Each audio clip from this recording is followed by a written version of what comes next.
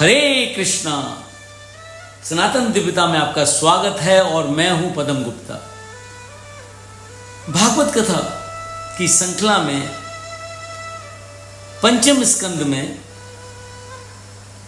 जड़ भरत की कथा का प्रसंग है।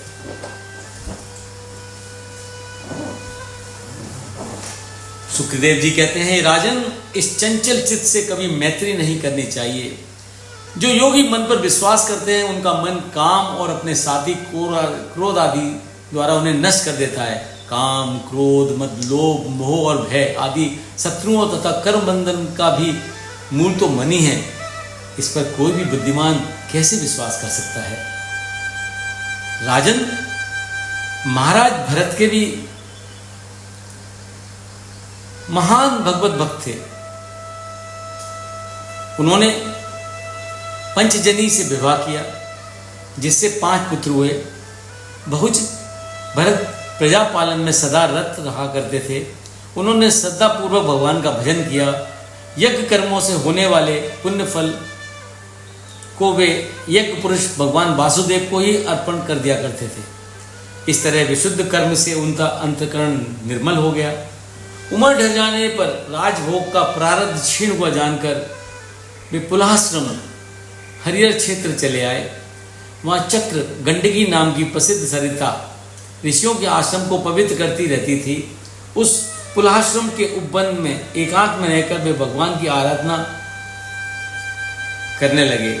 एक बार भरत गंडकी में स्नान कर नदी की धारा में बैठे थे। उसी समय एक हरणी व्याकुल हो से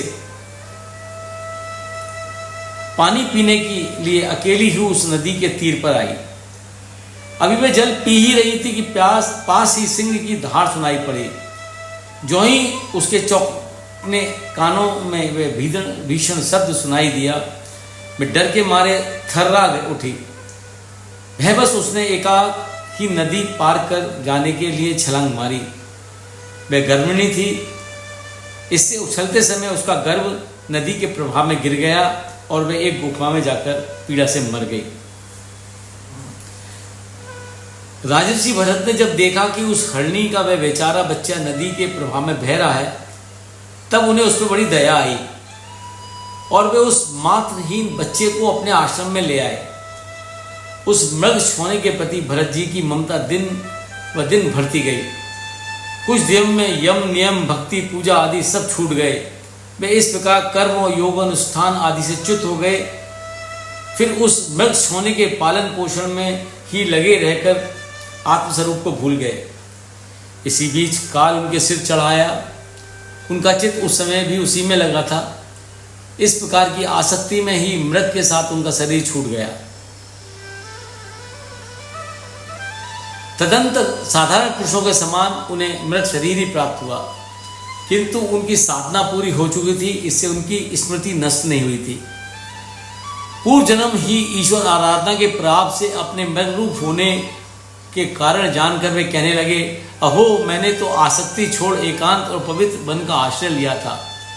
वहाँ जिस चित्त को मैंने सर्वभूतात्मा वासुदेव में लगा दिया था, वे अस्मात् एक नन्हे से हिरण शिशु के पीछे अपने लक्ष्य से च्युत हो गया।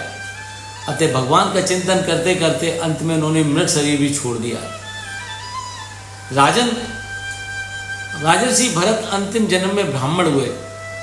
इस जन्म में भी वे भगवान की कृपा से अपने पूर्व जन्म के स्मरण रहने से वे आकांक्षा से कहीं फिर कोई विघ्न ना उपस्थित हो जाए, अपने स्वजनों के संग से भी बहुत डरे थे।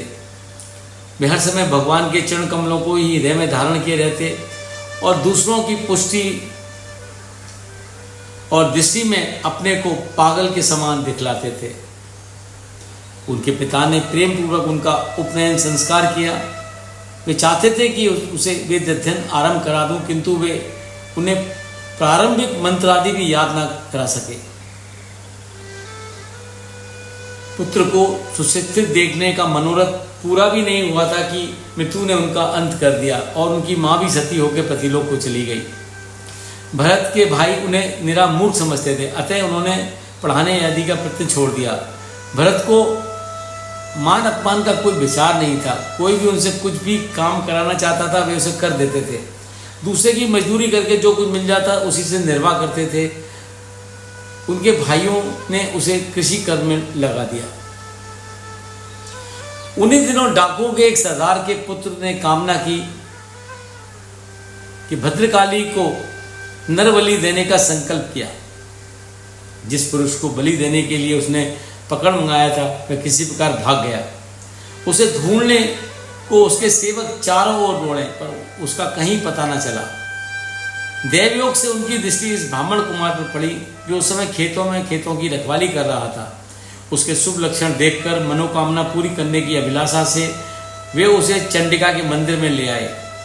उन्होंने उसे स्नान कराकर चंदन माला आदि से सुसज्जित कर पहले अच्छी तरह भोजन कराया।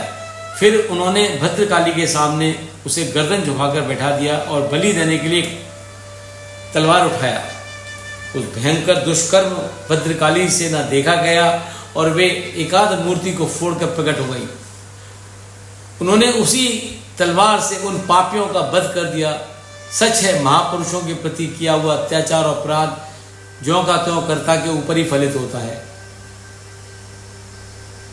पांडुनंदन एक बार राजा रेहुगण पालकी पर चढ़कर कहीं जा रहा था। उसे एक कहार की आवश्यकता पड़ी। देवयोग से उसे एक हष्टपुष्ट ब्राह्मण देवता मिल गए। उसने उन्हें जबरदस्ती पालकी में जोड़ दिया। इस कठोर कार्य के योग्य ना होते हुए भी महात्मा भरत चुपचाप पालकी उठाकर ले चले। कोई जीव पैरों तले ना दब जाए इस डर से वे पृथ्वी को देख देख कर चल रहे थे। इस कारण दूसरे कहारों के साथ उनकी चाल का मेल नहीं हो पाता था। पालकी जब टेढ़ी सीधी होने लगी तब राजा रघुगण ने कहारों को कहा, अच्छी तरह चलो, पालकी को क्यों इस तरह ऊंची नीची करके चलते हो। कहारों ने निवेदन किया, महाराज हम तो ठीक ठाक ही पालकी लेके चल रहे हैं, पर यह नया कहार जल्दी जल्दी नहीं चलता। हम इसके साथ पालकी ठीक नहीं ले जा सकते। कहारों की बात सुन श्री मधांग रघुगण ने व्यंग्यपूर्ण से कहा, अरे भाई यह क्या, इतना मोटा होने पर भी तू जीते जी मरासा है। तू मेरी आज्ञा का उल्लंघन कर मेरा निरादर करता है। अच्छा, मैं भी तेरा इलाज कर देता हूँ, जब तेरे हो ध्वस्त हो जाएंगे। इस तरह अनुचित वाक्यों से उसने भक्तवत भरत जी का तिरस्कार किया।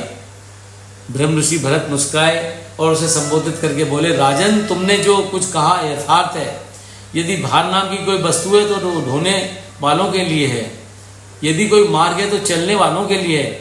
मोटापन भी उसी का है। ये सब शरीर के लिए कहा जाता है, आत्मा के लिए नहीं। ज्ञानी जन ऐसी बातें नहीं कहते। स्थूलता और कृष्णता आदि व्याधि, भूख प्यास, भय, कलह, इच्छा, बुढ़ापा, निद्रा, क्रोध, अभिमान और शोक, ये सभी जीव के धर्म हैं।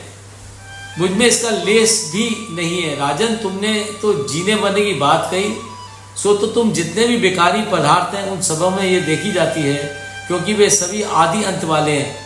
तुम राजा हो, मैं प्रजा हूँ। इस प्रकार की सेव्य भाव की भेद व्यक्ति यथार्थ परमार्थ दृष्टि से देखा जाए तो भ्रम प्रतीत होगी। यदि तुम्हें साम्युक्त का अभिमान है तो कहो, मैं तुम्हारी क्या सेवा करूं। मैं मत, उन्मत और जड़ के समान पर अपनी ही स्थिति में रहता हूं। मेरा इलाज करके तुम्हें क्या हाथ लगेगा। यदि वास्तव में मैं जड़ और प्रमादी हूं तो मुझे शिक्षा देना। पिसे हुए को पीसने के समान व्यर्थ ही होगा। परीक्षित, मुनीश्वर जड़ भरत यथार्थ तत्व का उपदेश करते हुए इतना कह मौन हो गए। उनका देहात्मक अज्ञान निवृत्त हो चुका था, इसलिए वे परम शांत हो गए। राजा रघुगण हृदय की ग्रंथि को खोल देने वाले उनके ये वाक्य सुन तुरंत पालकी से उतर पड़ा और महर्षि भरत के चरणों में सिर टेक कर इस प्रकार विनय करने लगा, देव बतलाइए आप कौन हैं। यदि आप हमारा कल्याण करने पधारे हैं तो क्या आप साक्षात सत्यमूर्ति भगवान कपिल ही तो नहीं है। विषयों से तो आप सर्वदा अनासक्त जान पड़ते हैं। आपके अद्भुत भेष के कारण मुझे ये आपकी था नहीं मिल रही है। मैं आत्मज्ञानी भगवान कपिल से ये पूछने जा रहा था कि इस लोक में एकमात्र शरण लेने योग्य कौन है। मैंने युद्ध आदि कर्मों के परिश्रम का अनुभव किया है, इसलिए मेरा अनुमान है कि बोझा ढोने और मार्ग में चलने से आपको भी कष्ट हुआ होगा। दीन बंधो, मैंने आप जैसे परम साधु की अवज्ञा की है, इससे आप ऐसी कृपा कीजिए कि इस गुरुतर अपराध से मैं मुक्त हो सकूं। आप देह विमान चून और विश्वबंधु श्री हरि के अनन्य भक्ति जान पड़ते हैं, इसलिए सब में समान दृष्टि होने से इस मान अपमान के कारण आप में कोई विकार नहीं हो सकता। तदपि एक महापुरुष का अपमान करने के कारण मुझ जैसा मनुष्य इस दुस्तर अपराध से नष्ट हो जाएगा। जलभद्र ने रूवण से कहा, राजन, तुम अज्ञानी होने पर भी पंडितों के समान तर्क वितुर्क बातें कर रहे हो, इसलिए शेष ज्ञानियों में तुम्हारी गणना नहीं हो सकती। तत्व ज्ञानी पुरुष स्वामी सेवक आदि व्यवहार को तत्व विचार के समय सत्य रूप से स्वीकार नहीं करते। जब तक मनुष्य का मन सत्व रज अथवा तमोगुण के वशीभूत रहता है, वे अपनी ज्ञान इंद्रियों और कर्म इंद्रियों से शुभाशुभ कर्म करता रहता है। यह मन वासना में विषयासक्त गुणों से प्रेरित 16 कलाओं में मूर्ख है। यही भिन्न भिन्न नामों से मनुष्य आदि के रूप धारण कर शरीर रूपी उपाधियों के भेद से जीवन की उत्तमता और अधमता का कारण होता है। ये माया में मन संसार चक्र में फंसने वाला है। जब तक ये मन रहता है तभी तक जागृत और स्वप्न अवस्था का व्यवहार प्रकाशित होकर जीव का दृश्य बनता है। इसलिए पंडित जन मन को ही त्रिगुण अधम संसार और गुणातीत परमो उत्कृष्ट मोक्षपद का कारण बनाते हैं। विषय और कर्मों में आसक्त मन तरह तरह की वृत्तियों का आश्रय लिए रहता है और उनसे मुक्त होने पर वे अपने तत्व में लीन हो जाता है। बीबन 5 कर्मेंद्रियां, 5 ज्ञानेंद्रियां और 1 अहंकार, ये मन की 11 वृत्तियां हैं और 5 प्रकार के कर्म, 5 तन्मात्राएं और शरीर, ये 11 इनके आधारभूत विषय कहे गए हैं। गंध रूप रस स्पर्श शब्द, ये 5 ज्ञानेंद्रियों के विषय हैं। ये मेरा है, यह अहंकार का विषय है। कुछ लोग अहंकार को मन की 12वीं वृत्ति और उसके आश्रय शरीर को 12वां विषय मानते हैं। ये मन की 11 वृत्तियां दब्य विषय, स्वभाव, आशय, कर्म और काल के द्वारा सैकड़ों हजारों करोड़ों भेदों में परिणित हो जाती हैं, किंतु इनकी सत्ता क्षेत्र आत्मा की सत्ता से ही है, स्वतः अथवा परस्पर मिलकर नहीं। जागृत और स्वप्न के समय वे प्रकट हो जाती हैं तथा सुषुप्ति में छिप जाती हैं। ऐसा ना होने पर भी मन से क्षेत्र का कोई संबंध नहीं रहता। ये तो जीव ही की माया निर्मित उपाधि है। यह प्राय संसार बंधन में डालने वाले अभिशुद्ध कर्मों में ही प्रवृत्त रहता है। ये क्षेत्र परमात्मा सबके अंतःकरणों में रहकर जीवों का प्रेरक भगवान वासुदेव ही है। जिस प्रकार वायु संपूर्ण स्थावर जंगम प्राणियों में प्राण रूप से प्रविष्ट होकर उन्हें प्रेरित करती है, उसी प्रकार परमेश्वर सर्व साक्षी आत्मस्वरूप से इस संपूर्ण प्रपंच में ओतप्रोत है। राजन, जब तक मनुष्य ज्ञानोदय द्वारा सबकी आसक्ति छोड़कर तथा कामादि 6 शत्रुओं को जीतकर आत्म तत्व को नहीं जान लेता, तब तक वह आत्मा के उपाधि रूप मन को संसार दुख का क्षेत्र नहीं समझता। तब तक वह इस लोक में यूं ही भटक रहता है। ये मन ही तुम्हारा परम शत्रु है, इसलिए सावधान होकर श्री हरि की उपासना से तुम इस पर विजय प्राप्त करो। राजा रघुवर ने कहा, भगवान, मैं आपको नमस्कार करता हूँ। आप जगत का उद्धार करने के लिए ही परमानंद स्वरूप का अनुभव कर स्थूल शरीर के प्रति उदासीन हो गए हैं और जड़ के समान अपने नित्य ज्ञान स्वरूप को जन साधन की दृष्टि से उज्ज्वल किए हुए हैं। ब्रह्मन, आपके वचन अमृत में औषध के समान है। देव, मैं आपके इस संशय को निवृत्त तो पीछे कराऊंगा। पहले तो इस समय जो आपने अध्यात्म योग में उपदेश किया है उसी को सरल करके समझाइए। आपने जो ये कहा है कि भार उठाने की क्रिया तथा उससे जो श्रम रूप फल होता है, वे दोनों ही प्रत्यक्ष होने पर ही केवल व्यवहार अनुकूल ही है, वास्तव में सत्य नहीं है। इस कथन का मर्म मेरी समझ में नहीं आ रहा। जलभद्र ने शंका का समाधान करते हुए कहा, यह देह पृथ्वी का विकार है, इसलिए पाषाण आदि से इसका क्या भेद है। जब वह किसी कारण से पृथ्वी पर चलने लगता है तब इसके 2 चरण उनके ऊपर क्रमश टखने, पिंडली, घुटने, जांग, कंधे आदि नाम पड़ जाते हैं। कंधों के ऊपर पालकी रखी हुई इससे भी सौवीर राज नाम का एक पार्थिव विकार है, जिससे आत्मबुद्धि रूप अभिमान करने से तुम मैं सिंह देश का राजा हूँ इस मत से अंधे हो रहे हो, किंतु इसी से तुम्हारी कोई श्रेष्ठता सिद्ध नहीं होती। वास्तव में तो तुम बहुत क्रूर और भ्रष्ट ही हो। तुमने इन बेचारे दीन दुखी कहारों को बेकार में पकड़कर पालकी में लगा रखा है, ये तुम्हें शोभा नहीं देता। संपूर्ण चराचर जीव सर्वदा पृथ्वी से ही उत्पन्न होते हैं और पृथ्वी में ही लीन हो जाते हैं। अतः उनमें क्रिया भेद के कारण जो अलग अलग नाम पड़ गए हैं, उनके सिवा व्यवहार के और क्या मूल्य हैं। छोटा बड़ा पतला मोटा कार्य कारण तथा चेतन अचेतन जितने गुणों से युक्त दैत्य प्रपंच हैं उसे भी द्रव्य स्वभाव आशय काल कर्म आदि नामों वाले भगवान की माया का ही कार्य समझो। विशुद्ध परमात्म रूप आदित्य तथा भीतर बाहर के भेद से रहित परिपूर्ण ज्ञान ही सत्य वस्तु है। वह सर्वदा सर्वांतरवर्ती और निर्विकार है। उसी का नाम भगवान है और उसी को पंडित जन वासुदेव कहते हैं। महापुरुषों के चरणों की धूल से अपने को नहलाए बिना केवल तप अज्ञादि वैदिक कर्म अनादि के दान और धर्मस्थान आदि किसी भी साधन से वह परमात्मा ज्ञान प्राप्त नहीं हो सकता। महापुरुषों के समाज में सदा पवित्र कीर्ति श्री हरि के गुणों की चर्चा होती रहती है, जिससे विषय वार्ता पास भी नहीं भटकने पाती।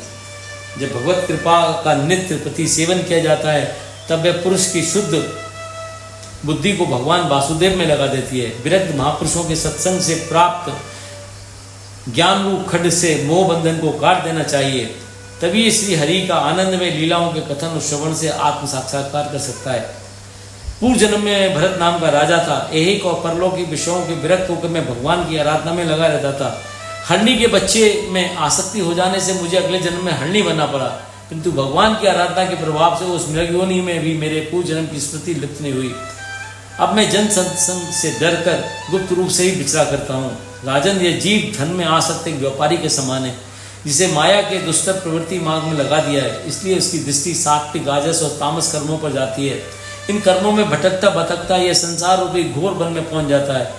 वहाँ इसे तनिक भी शांति नहीं मिलती। महाराज, इस जंगल के 6 डाकू इसका माला माल सभी लूट लेते हैं। यहाँ वह तरह तरह के कष्टों और संकटों को भोगता मरा सा हो जाता है। इस जंगल में से कोई प्राणी ना तो आज तक लौटा है, ना किसी ने इसके संकटपूर्ण मार्ग को पार कर परमानंद योग की शरण ली है। जो मनुष्य माया की प्रेरणा से एक बार इस मार्ग में पहुंच जाता है, अंत तक उसे अपने लक्ष्य का पता नहीं लगता। संसार में वीर गति को प्राप्त दिक्पालों को भी भगवान विष्णु का यह अविनाशी पद प्राप्त नहीं होता, जिसे बैरहीन परमंश सहज ही प्राप्त कर लेते हैं। रघुगण, तुम भी इस जंगली मार्ग में भटक रहे हो, इसलिए आनसत होकर अब भगवान सेवा में लग जाओ। यही मुक्ति का एकमात्र साधन है। राजा रघुगण ने कहा, सभी योनियों में यह मनुष्य योनि श्रेष्ठ है। दूसरी उत्कृष्ट देवादि योनियों से क्या लाभ। यहाँ भगवान ऋषिकेश के पवित्र यश से शुद्ध अंतःकरण वाले आप जैसे महात्माओं का समागम नहीं मिलता। जिनके सारे पाप नष्ट हो गए, उन महानुभावों के लिए भगवत प्राप्ति करना भी कोई अचरज की बात नहीं है। मेरा तो अज्ञान आपके इस 2 घड़ी के सत्संग से नष्ट हो गया। अब दूत भेष से पृथ्वी पर विचरने वाले आप सभी के ब्रह्मज्ञानियों को मेरा बार बार नमस्कार है। सुखदेव जी कहते हैं, उत्तरानंदन, इस प्रकार ब्रह्मर्षि भरत ने राजा रघुगण को भी करुणावश आत्म तत्व का उपदेश दिया। जीव सत्वादि गुणों के भेद से शुभ अशुभ और मित्र ये 3 प्रकार के कर्म करता है। जीव के अनुभव के 6 द्वार हैं। मन, 5 इंद्रियां उनके बस होकर भी माया की प्रेरणा संसार रूपी वन में जा पहुंचता है। यह अत्यंत अशुभ है। इसके शरीर से किए कर्मों का फल भोगना पड़ता है। सदा असफल और अशांत रहने पर भी जीव यहाँ श्री हरि एवं भक्त भ्रमरों का शुभ मार्ग का अनुसरण नहीं करता। 6 इंद्रियों ही इस वन के डाकू हैं। पुरुष जो धन कमाता है उसका उपयोग सन्मार्ग में होना चाहिए, किंतु जिस मनुष्य का मन बस में नहीं होता उसके धन को ये 6 इंद्रियां विषय भोगों में फंसाकर इस प्रकार लूट लेती हैं, जिस प्रकार से चोर डाकू आदि लूट ले जाते हैं। गृह आश्रम में आसक्त अपने चित्त की दोष सृष्टि के कारण इस असत्य मृत्यु लोक को सत्य समझने लगता है और व्यसनों में फंसकर मृत तृष्णा के समान मिथ्या विषयों की ओर दौड़ने लगता है। कभी कभी इसे बड़ी व्यथा होती है, पर शीघ्र यह भूल जाता है। पूर्व पुण्यों के क्षीण हो जाने पर यह जीवित ही मुर्दे के समान हो जाता है। जिनका धन एलोक या परलोक के कर्मों में नहीं आता, उन कृपण पुरुषों के संग से बुद्धि बिगड़ जाने से ये लोक और परलोक में भी मरगत रहता है। राजन, इस मार्ग में इन सब विघ्नों के अलावा सुख दुख, राग द्वेष, भय, अभिमान, प्रमाद, उन्माद, शोक, मोह, लोभ, मात्सर्य, ईर्ष्या, अपमान, क्षुधा, पिपासा आदि व्याधि, जन्म मरण और मृत्यु आदि और भी अनेक विघ्न हैं। इनमें आसक्त होने के कारण जीव अंत में अपाद अंधकार में नरकों में जा गिरता है। कालचक्र भगवान विष्णु का आयुध है। जल्दी जल्दी बदलने वाली बाल्य, यौवन आदि अवस्थाएं इसका वेग है। वह निरंतर संहार करता रहता है। कोई भी उसकी गति में बाधा नहीं डाल सकता। उसे भय मानकर भी मनुष्य भगवान की आराधना छोड़ अनुचित अकर्तव्य करता रहता है। भगवान की आराधना करना उसे अच्छा नहीं लगता, उसकी बुद्धि अत्यंत दीन हो जाती है और उसे अपने मृत्यु काल का भी स्मरण नहीं होता। इस प्रकार प्रवृत्ति मार्ग में पड़कर सुख दुख भोगता हुआ यह जीव रोग रूपी गृह गुहा में फंसकर आदि दैविक आदि भौतिक और आध्यात्मिक दुखों की निवृत्ति चिंता से खिन्न उठता है। वह सदा दुखी रहता है और निस्तार मार्ग उसे दिखाई नहीं पड़ता। तो ये था पंचम स्कंद में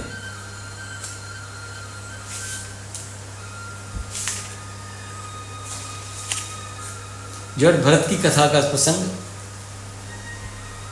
अगले प्रसंग में पृथ्वी के नीचे के लोगों तथा नरकों का वर्णन है अगले अंक में। हरे कृष्णा।